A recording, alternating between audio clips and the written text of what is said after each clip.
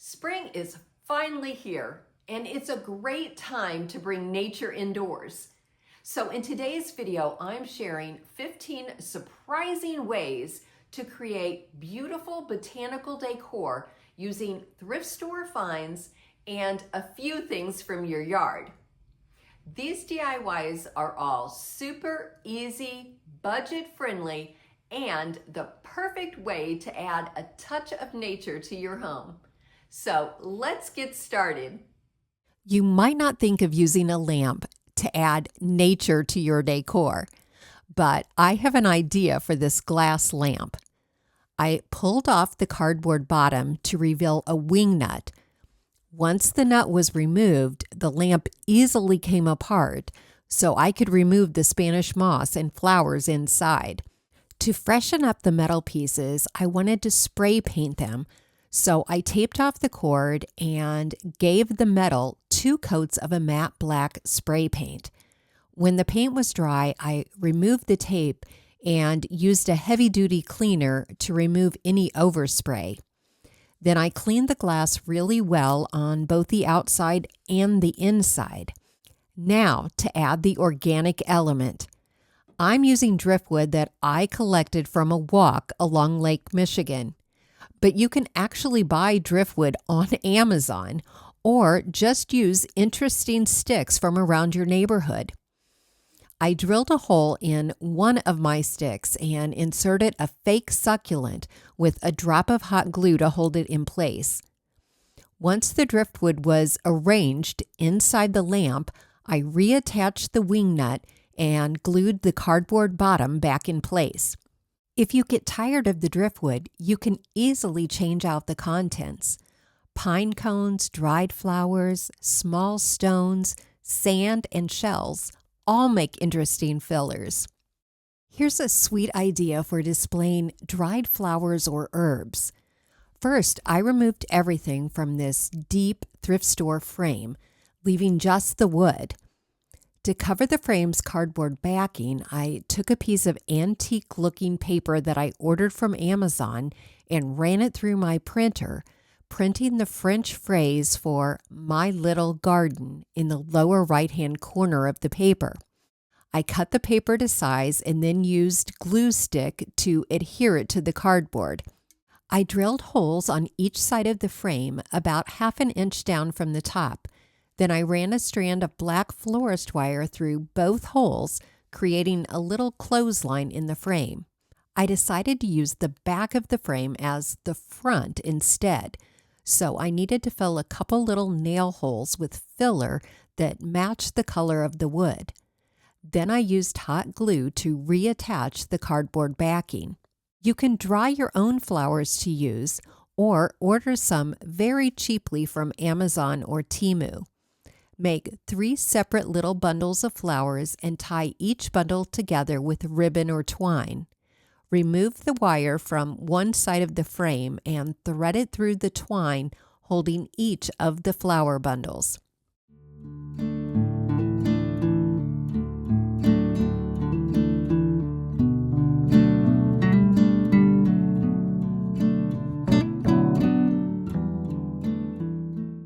For this next project, you'll need a styrofoam wreath form, 9 or 10 seed packets, and a pair of gardening gloves. I purchased all of my items from Dollar Tree. Begin by wrapping the wreath form with a scrap of fabric, burlap, lace, or moss. For prettier seed packets, print out several vintage seed packet images and adhere them to the front of your packets with glue stick. Attach them to the styrofoam wreath with straight pins. Next, take a gardening glove and fold it in half. Then, starting at the cuff, roll up the glove. When you reach the fingers, wrap them one at a time around the roll and use straight pins to hold them in place. Hopefully, the rolled glove looks a bit like a rosebud. Use a long corsage pin down the center to attach the glove to the wreath. I added some faux greenery and flowers around the gloves, just hot gluing them to the ribbon-wrapped wreath form. To finish it off, I added a bow, and to hang it, I pinned on a loop of ribbon. This not only makes a pretty wreath, but a fun gift for your favorite gardener.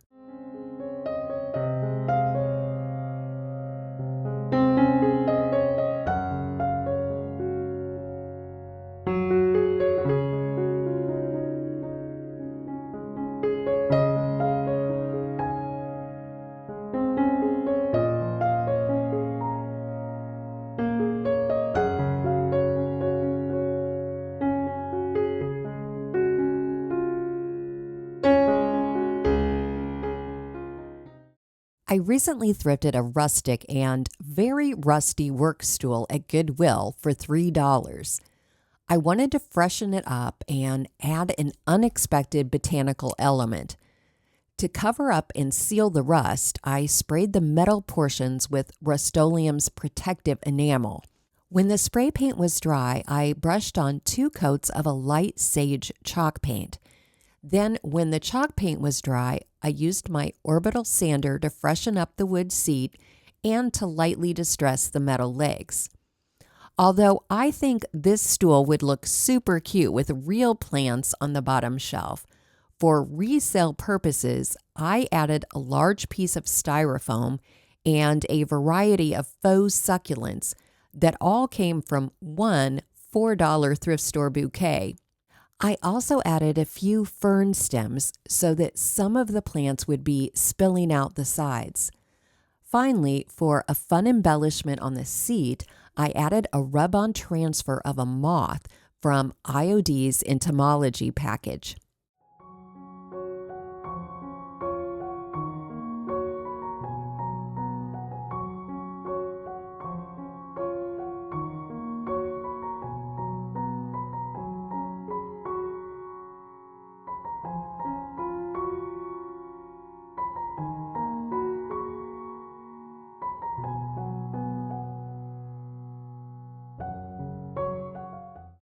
I thought this lovely old jewelry box would make a great display piece for some natural elements. Some of you will probably think that I should have left the natural wood, but I thought a little paint would give it an updated look.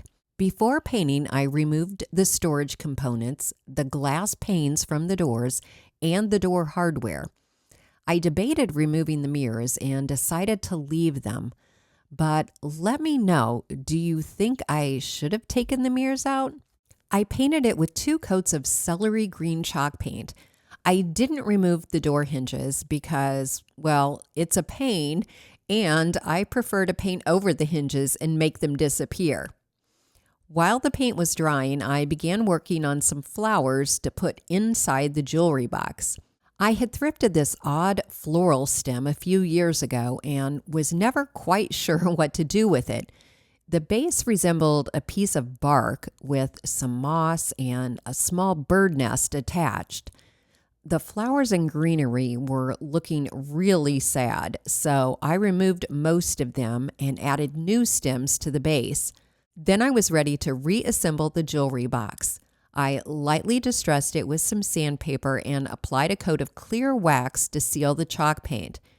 Then I just sat my floral arrangement inside to use the jewelry box as a vintage-looking terrarium.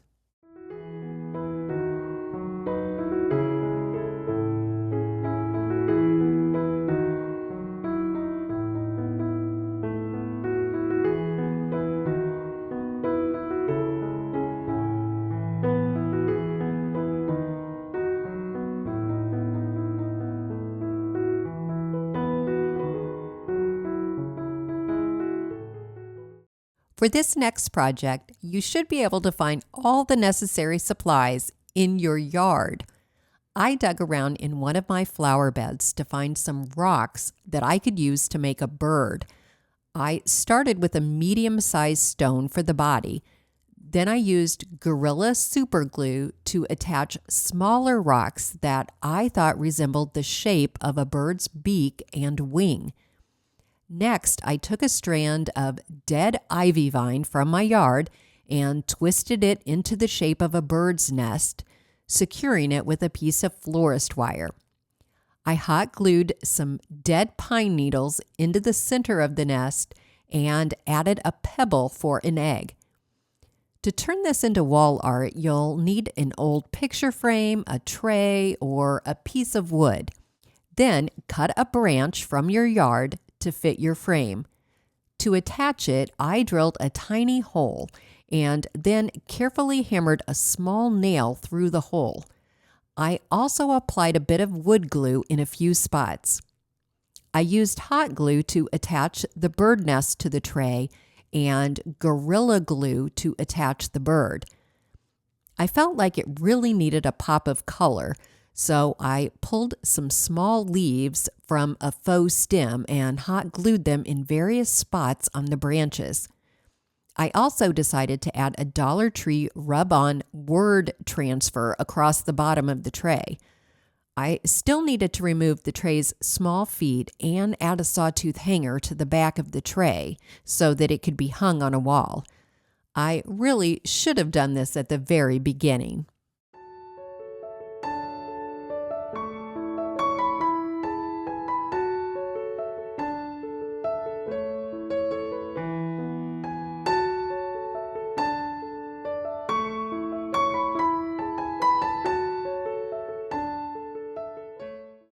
I love botanical inspired art and wanted to try duping these magnolia wall plaques. Due to their large size, using air dry clay was going to be really expensive, so I decided to try sheetrock and joint compound instead. I had a scrap piece of sheetrock in my garage left over from some drywall repair, which I cut into two 11 by 14 rectangles. Score the sheetrock with a utility knife and then you can just snap off a piece. I covered the sides and top of the sheetrock using pre-mixed joint compound, spreading it on about 1/4 of an inch thick. It's pretty runny, so I let it set up for about 3 hours. Then I carefully pressed plastic leaves into the joint compound. I just used my fingers to press on the leaves to create the impression. I could tell that it was not going to be a strong impression, so using a putty knife, I applied a very thin coat of joint compound over the entire stem. I let this dry overnight, and then I came back the next day and removed the plastic leaves. At this point, the plaques looked pretty messy, so I took them outside and I began sanding around the impressions and removing loose bits of joint compound. I also dug out the stem impression a bit deeper using a Cricut tool. Then I sealed the plaques by painting on a coat of old white latex wall paint. You might want to use some antiquing wax to make the design stand out more, but I really like the subtlety of the all-white impressions.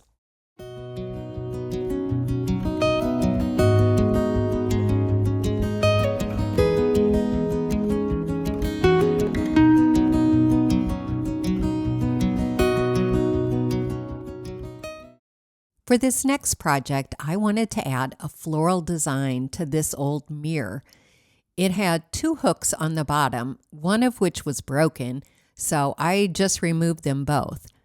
Then I bent up the staples on the back and removed the piece of cardboard and the mirror. I wasn't going to be putting the hooks back on the frame, so I filled in the holes with some wood filler, and when it was dry, I sanded it smooth and painted the frame with ivory chalk paint.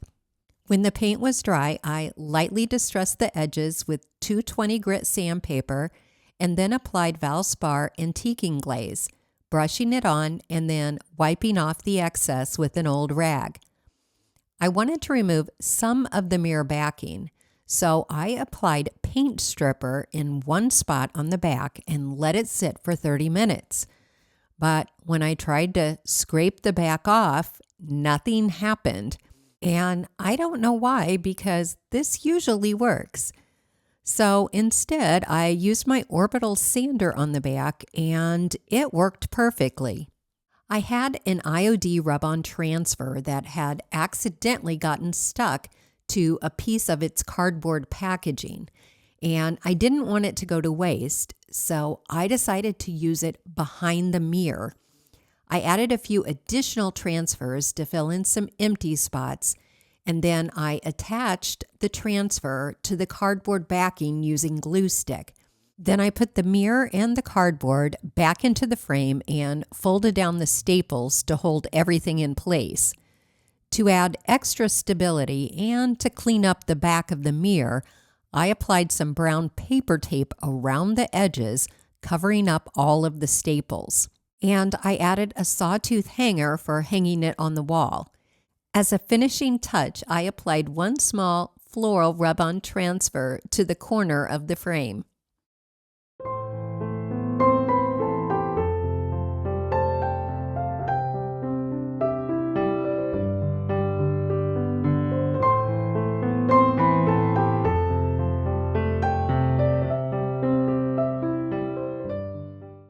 For this project, you'll need a handful of shells, but if you don't have shells, you could do something similar with rocks or other decorative objects. Cut small pieces of decorative tissue paper or napkins, just large enough to cover the inside of each shell. Then apply a light, even coat of Mod Podge to the inside of the shell and press the tissue paper into place. Cut a few slits if you need to help the paper mold to the curves of the shell. I also used a Ziploc bag to help me shape the tissue paper to the shell without tearing it. Then I applied a top coat of Mod Podge and let it dry. Once it was dry, I came back with sandpaper and sanded off the extra tissue paper around the edges. Then, using a small flat brush, I went around the outer edge of the tissue paper and applied just a bit of gold metallic paint, creating a gold rim around the shell.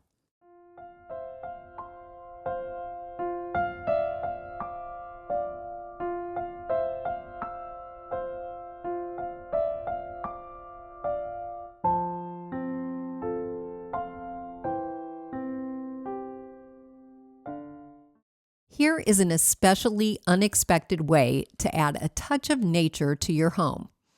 I'm going to use a pair of Dollar Tree reading glasses.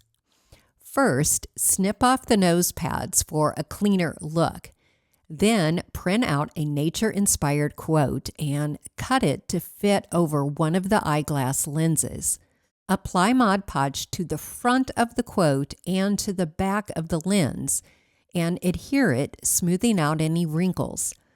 I found a small leftover piece of an IOD rub-on transfer, which I adhered to the other lens. Then I used a small pair of scissors to trim around both lenses, removing any extra paper or transfer. And then I hot glued some small faux flowers to the nose bridge.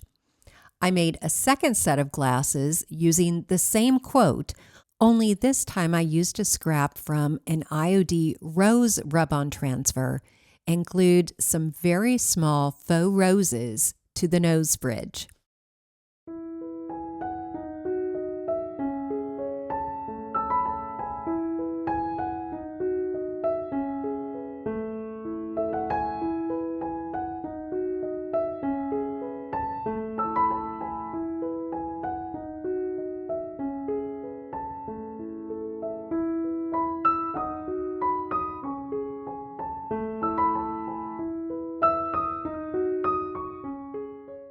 I had two old cabinet door panels that I had been wanting to use in a project for a while, and I thought something botanical would look really good with the chippy white wood. First, I applied some rub-on transfers that I ordered from Amazon, and then I attached a metal butterfly to the center of each door. I bought these metal butterflies for $2 each on sale at Hobby Lobby. The butterflies had a small D-ring attached to the back, so I just hung them from a screw attached to the door.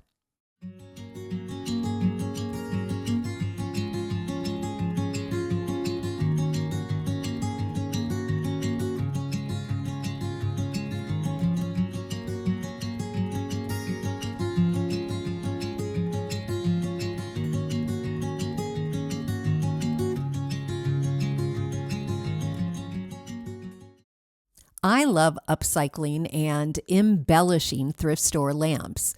So when I saw this metal wall art consisting of flowers and birds, I thought that maybe I could merge it with an old lamp. I cleaned both the wall art and the lamp really well, and then to unify the colors, I painted them both with a couple coats of metallic gold spray paint. I drilled a small hole in the base of the lamp on the opposite side away from the cord. Then I applied E6000 glue in the hole and to the end piece of the metal and pushed the piece of metal into the hole. I rearranged the metal branches, both for appearance and to help the metal piece stay firmly in place.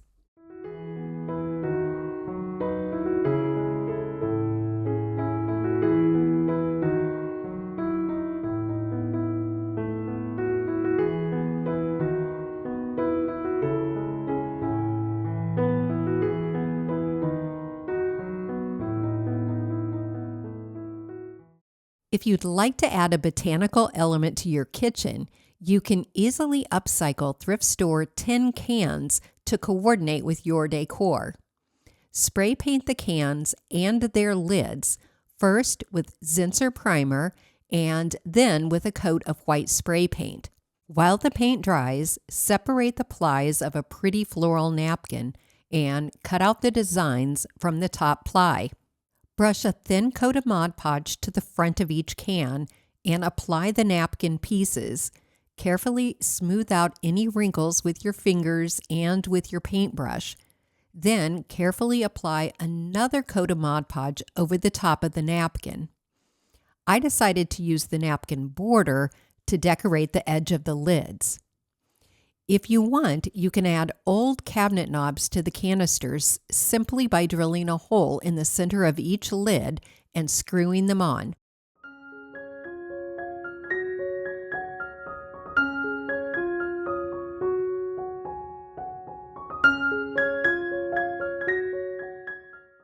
I love the natural look of these faux forsythia branches, but there is no way I'm paying over $400 for them.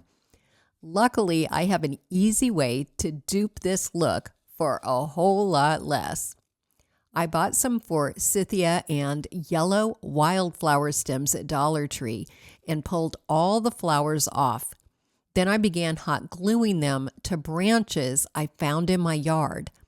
The flowers labeled forsythia had little tubes that allowed me to glue them directly to the ends of the branches. But the ones labeled wildflowers came with these great leafy stems that I can use in another project. I only used 4 Dollar Tree bouquets, but you can use more if you prefer a fuller look. You can also add simulated water to your vase to hold your branches permanently in place, like those from Pottery Barn, but I prefer being able to rearrange my branches.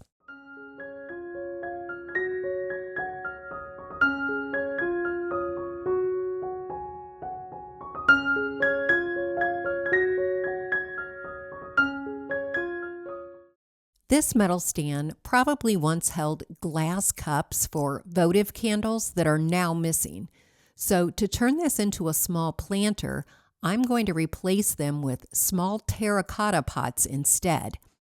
I love the look of painted and distressed metal, so I gave the stand a couple coats of white chalk paint. My terracotta pots came in a package of 3 from Dollar Tree. To give them a more aged appearance, I rubbed white wax over them. And while I was doing this, there was a lot of sawdust on my drop cloth that accidentally got on the pots. But I decided that I actually liked the way that it looked, so I intentionally rolled the little pots around in the dust while the wax was still wet. I thought this gave it an authentically aged appearance. Although I staged the plant stand with faux plants, I actually think this would be so cute as a seedling tray.